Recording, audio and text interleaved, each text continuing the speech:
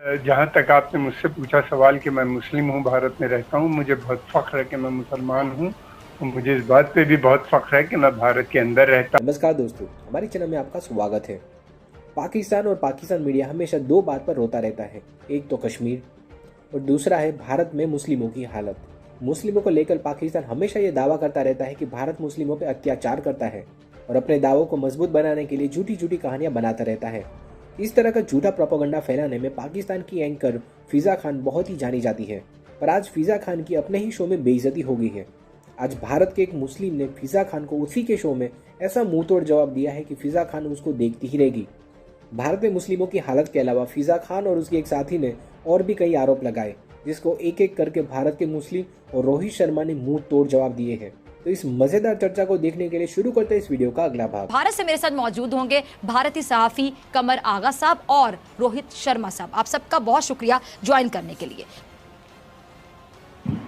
पिताजी, पहले तो मैं आपको बताना चाहूंगा, आपने एक सैड स्टोरी में से, एक सैड न्यूज में से एक लीड आउट जो दिया, बड़ा इमोशनल लीड आउट, वो ऐसा ही कुछ मेन कैंप में एडोल्फ हिटलर बोलते हैं कि अगर किसी मार्मिक चीज को, किसी इमोशनल चीज को आप थोड़ा एग्रेसिव होके बोलें तो आप लोगों को कमांड कर सकते हैं।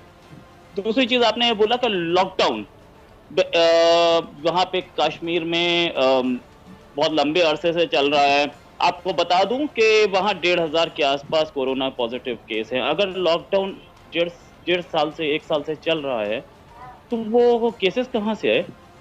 इतने सारे लोग वहां जा रहे हैं, वहां से लोग आ रहे हैं, तभी तो लॉकडाउन में लोगों को कोरोना हो रहा है। ये एक बहुत लॉजिकल सी बात है।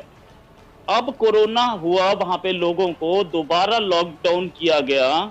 उससे पहले खुल गया था ना, तभी तो लोग वहां गए थे, या वहां के लोग यहाँ आए थे, तभी तो कोरोना उनको हुआ। अदरवाइज कोरोना कश्मीर में ओरिजिनेट नहीं हुआ था, चाइना में ओरिजिनेट हुआ था, वहां से इटली गया, इटली से इंडिया आया। दूसरी चीज, डोमिसाइल कानून। जहां तक आप डोमिसाइल की बात कर रहे हैं, तो इंडियन टेरिटरी, इंडिया में जो इंडिया के जो एरियाज हैं, इंडिया वहां पे अपना डोमिसाइल लगाता है और लगा सकता है, पूरा राइट है उसको।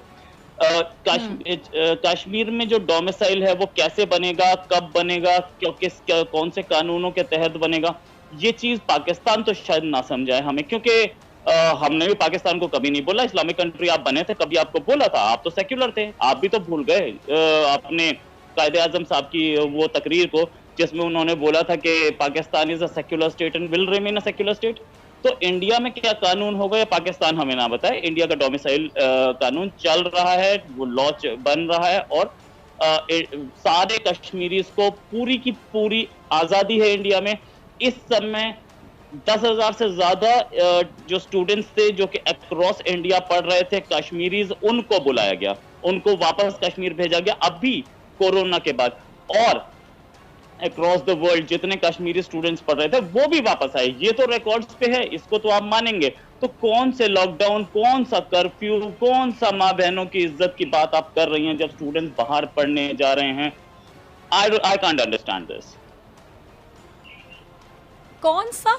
अच्छा जी रोहित, आपका मैंने जवाब सुना। मैं किसी मेहमान को इंटरप्ट नहीं करना चाहती, मैं तमाम मेहमानों का जवाब इसी तरह सुनूंगी ताकि नाजरीन सबका जवाब सुन सके। ब्रिगेडियर हारिस नवाज साहब, मैं आपकी तरफ आती हूँ।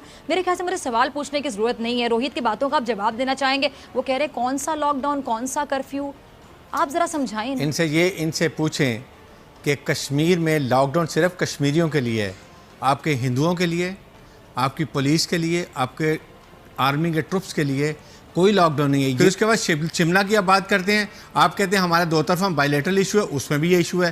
तो आपने कैसे वहाँ जाके अपना कानून लागू कर दिया है, वहाँ का झंडा उतार दिया, आपने वहाँ के कश्मीरियों को अलहदा कर दिया, ज़बरदस्ती गासिब कर लिया। आप लोग ये इंटेंशनली इशू करते हैं। मेरे ख्याल में ये हमें सबको समझना चाहिए।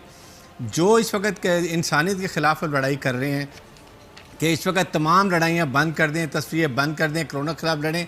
आपने कोरोना भी मुसलमानों को निकाले कि इन्होंने मुसलमानों ने कोरोना फैलाया। फॉर गॉड सेक, आप किस दुनिया में रह रहे हैं? कुछ ये सोच समझ के बात करें। इसके बाद मुसलमानों ने कैसे फैलाया है इतनी मुसलमानों से नफरत? ठीक है, कमर आगा साहब, आप भारत में रहते हैं और आप मुस्लिम भी हैं।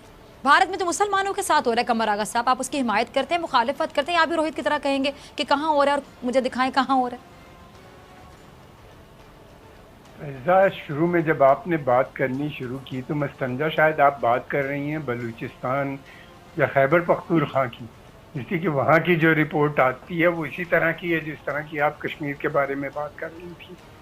मेरा दिमाग उधर ही गया, मैंने कहा कि ये तो बहुत ही लिबरल और बहुत ही चैनल है जो इस तरह की बातें कर रहा है, वो भी पाकिस्तान के अंदर। देखिए, जहाँ तक आपने मुझसे पूछा सवाल कि मैं मुस्लिम हूँ, भारत में रहता हूँ, मुझे बहुत फ़ख्र है कि मैं मुसलमान हूँ और मुझे इस बात पे भी बहुत फ़ख्र है कि मैं भारत के अंदर रहता हूँ। और हम ही नहीं बल्कि यहाँ पे तकरीबन 12-13 करोड़ मुसलमान रहते हैं। शायद पाकिस्तान से भी करीब नंबर होगा, उससे ज़्यादा ही होगा, बल्कि ये पुरानी मैं नंबर बता रहा हूँ, फिगर्स बता रहा हूँ, अब तो उससे भी ज़्यादा हो गया है। और हम लोग के पास बिजनेस है, हम लोग को हर किस्म की आज़ादी है, बड़ी बड़ी यूनिवर्सिटीज़ हम लोगों ने खोल रखी है, बहुत बड़ी बड़ी फैक्ट्रियाँ मुसलमान चला रहे हैं, सिप्ला और विप्रो और जैसी बड़ी कंपनीज, उसके अलावा पता नहीं कितनी वो कार्ड और जिनका शुमार ग्लोबल बड़ी कंपनीज में होता है, मुसलमानों की उसके ओनरशिप है। मुसलमानों की हालात यहाँ पे पहले बहुत ख़राब थे, तो हिंदुओं के भी ख़राब थे आज़ादी के बाद। जब इंडिया में पैसा आया मुसलमानों के भी हालात बेहतर हुए। आप बोलने देंगे हमें?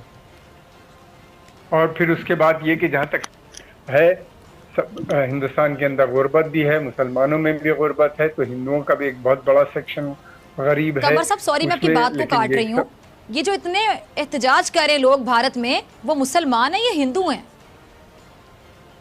कौन एहतजाज कर रहा है, किन चीजों पे? यहाँ पे उनके साथ क्या वो अकेले मुसलमान थे? नहीं, एक सेकंड मुझे बात करने दीजिए, एक सेकंड। जो एहतजाज कर रहे थे वो अकेले मुसलमान नहीं थे। अब मैं क्या बोल रही हूँ, कौन एहतजाज? हिंदुओं की।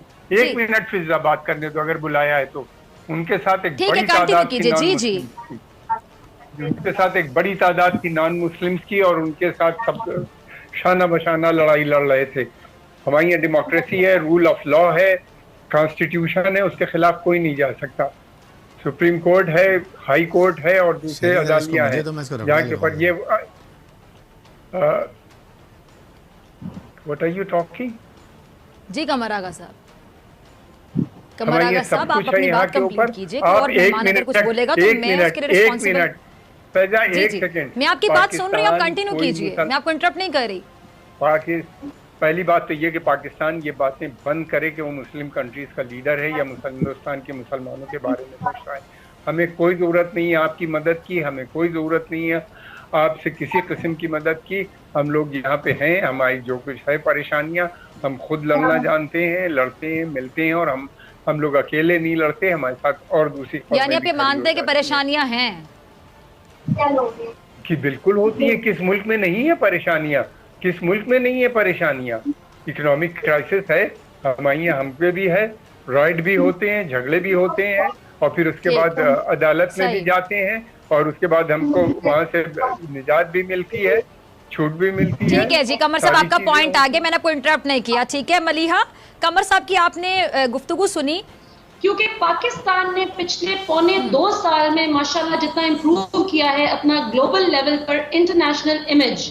ये जो मैडम बोल रही थी, ये जानती नहीं शायद कि ये जवाब किसको दे रही थी, कमर आगा साहब को दे रही थी।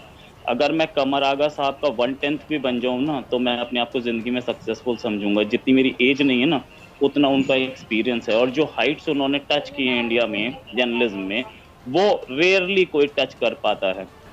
जहाँ तक बात ये है कि इंडिया में उन्होंने बोला कि इंडिया टेररिज्म फैला रहा है, और इंडिया को अमेरिका, वो माइक पॉम्पेओ का नाम लिया। ये प्रेसिडेंट, अमेरिकन प्रेसिडेंट का एक स्टेटमेंट भूल गई क्या, कि जब हाइड्रोक्सीक्लोरोक्विन इंडिया ने भेजी तो उन्होंने क्या बोला था, this help will not be forgotten.